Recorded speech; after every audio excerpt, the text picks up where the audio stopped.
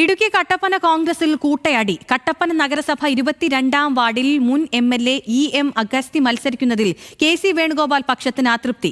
Kattappana town വാർഡിൽ 2 കോൺഗ്രസ് സ്ഥാനാർത്ഥികൾ പത്രിക നൽകി. സ്ഥാനാർത്ഥി നിർണയത്തിൽ ചർച്ചകളൊന്നും നടന്നിട്ടില്ലെന്ന് KPCC സെക്രട്ടറി തോമസ് രാജൻ ആരോപിച്ചു. കട്ടപ്പന നഗരസഭ LDF-ന് അടിയറ വയ്ക്കാനുള്ള നീക്കമാണെന്നും തോമസ് രാജൻ.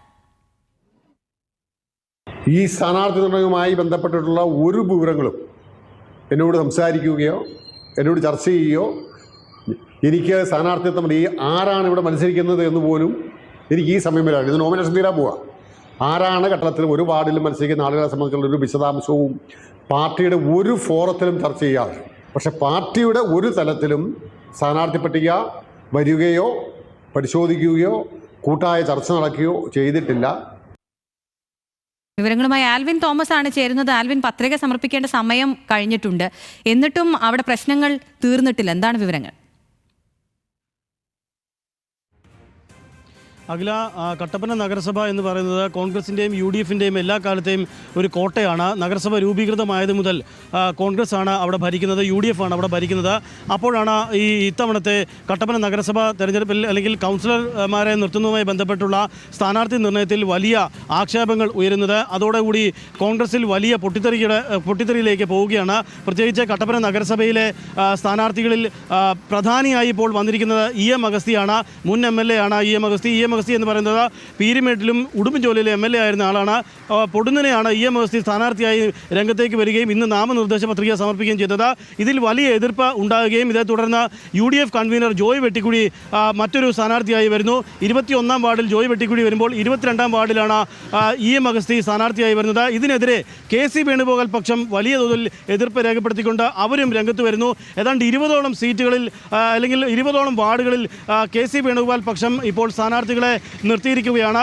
EM അഗസ്തി പക്ഷവും അത്രത്തോളം തന്നെ വാർഡുകളിൽ സ്ഥാനാർത്ഥിയെ നിർത്തിയിരിക്കുന്നു. അതോടൊപ്പം തന്നെ UDF കൺവീനറായ ജോയ് വെട്ടിക്കുടിയെ പിന്തുണയ്ക്കുന്നവരും പലയിടങ്ങളിലും സ്ഥാനാർത്ഥിയായി ഇപ്പോൾ നാമനിർദ്ദേശ പത്രിക സമർപ്പിച്ചിട്ടുണ്ട്. ഏതായാലും വലിയ കൂട്ടയടിയാണ് ഇപ്പോൾ കോൺഗ്രസിൽ കട്ടപ്പനയിൽ ഉണ്ടാകുന്നത്. കട്ടപ്പന നഗരസഭയുടെ ശക്തി കേന്ദ്രം കൂടിയായ നഗരസഭയിലാണ് ഇത്തരത്തിലൊരു വലിയ കൂട്ടയടി കോൺഗ്രസിനുള്ളിൽ രൂപീകൃതമാകുന്നത് എന്നുള്ളതാണ് ഏറ്റവും ശ്രദ്ധേയം. ഇതിന് ഇപ്പോൾ 22-ാം വാർഡിൽ മത്സരിക്കുന്ന EM അഗസ്തിയുടെ സ്വന്തം വാർഡ് മറ്റൊരു വാർഡാണ്.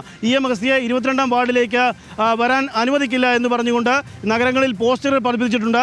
കോൺഗ്രസിൻ്റെ പേരിലല്ല, ആ പ്രദേശത്തുള്ള ആളുകൾ എന്നവരുടെ പേരിലാണ് ഇപ്പോൾ ഈ പോസ്റ്റർ പതിപ്പിച്ചിട്ടുള്ളതെങ്കിൽ പോലും ഇത് കോൺഗ്രസിനുള്ളിൽ നിന്നുള്ള പടലപ്പിണക്കങ്ങളുടെ ഭാഗമായാണ് ഈ പോസ്റ്റർ പ്രത്യക്ഷപ്പെട്ടിട്ടുള്ളത് എന്നുള്ളതാണ് ഏറ്റവും ശ്രദ്ധേയം. ഈ വരുന്ന മണിക്കൂറുകളിൽ ഇനി നേതൃത്വം ഇതിൽ ഇടപെടണമെന്നുള്ളതാണ് അവിടെ നിന്നുള്ള KPCC സെക്രട്ടറി തോമസ് രാജൻ പറയുന്നത്. ഈ ദിവസങ്ങളിൽ ഇത്രയും തവണയും ഒരു തവണ പോലും ഒരു ചർച്ച നടന്നിട്ടില്ല, താനുമായി ഒരു ചർച്ച നടത്തിയിട്ടില്ല. KPCC-യുടെ ഭാരവാഹി എന്ന നിലയിൽ താനുമായി ഒരു ചർച്ചയും നടത്തിയിട്ടില്ല.